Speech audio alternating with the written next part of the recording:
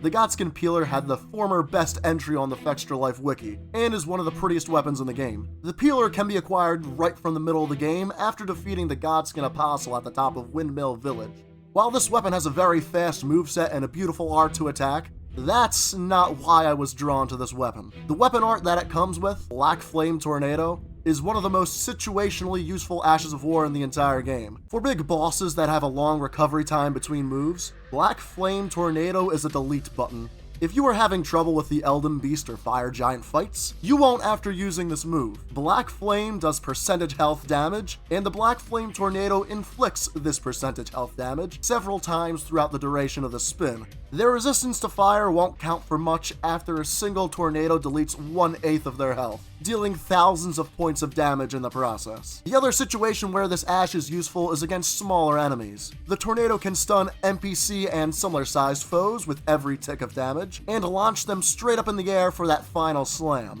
This can even work on Melania if she doesn't have access to Waterfowl Dance yet. One miscellaneous characteristic of the tornado is that it can block incoming bolts and arrows. So if you use this while being shot at, rest easy knowing those bolts will not be able to breach your Black Flame.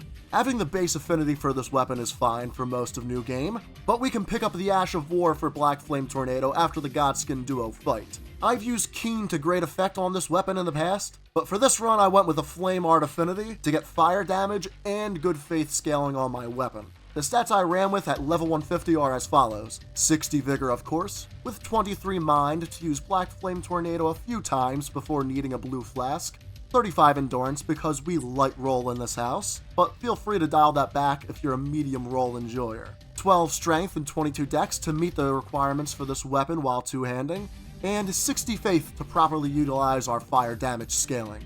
This Faith also lets us use Golden Vow and Flame Grant Me Strength buffs. For talismans, I went with Erdtree's Favor +2, the Dragon Crest Great Shield, Rotten Wing Sword Insignia, and the Shard of Alexander.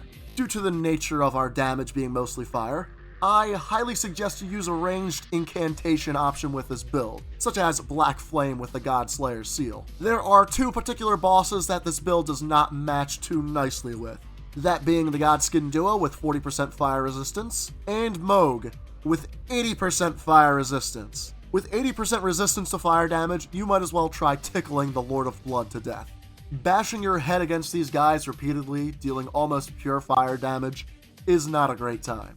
Outside of these two fights, I didn't run into much resistance in this max NG plus run. The hardest boss and the final boss in the game are weak to the damage this build puts out, and the Peeler moveset is great in any situation, as long as that situation is not freshman year.